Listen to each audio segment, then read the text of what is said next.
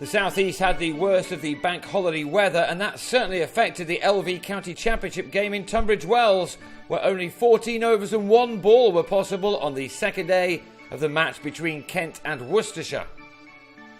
Kent had been dismissed for 258 on the first day, and the visiting openers Daryl Mitchell and Matt Pardo made a splendid start to their side's reply before the rain arrived.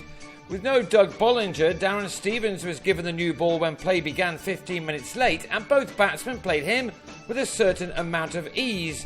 Pardo, the left-hander, is learning a lot from batting with Mitchell, who is the in-form batsman in this season's LV County Championship thus far.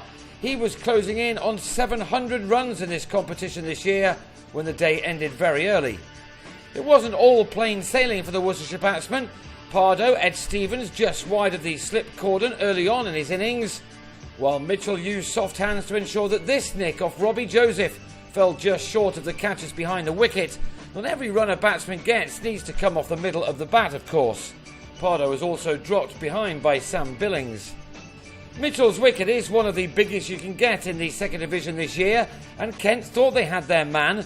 Initially appealing for LBW, Joseph and the others then went up for a catch off bat and pad to Adam Riley. The umpire wasn't convinced on either count.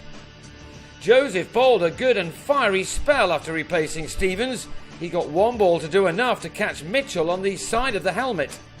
But Mitchell survived that, and when he flicked what turned out to be the last ball of the day at 10 minutes past midday, he took his tally of championship runs this summer to 691, made an average of 115 per innings. His 700 will have to wait until another day though.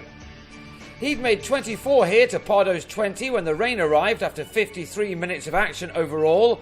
From the 14 overs that were delivered, these two took the total to 48 without loss, meaning that when play resumes on day 3, the visitors will trail by 210 runs.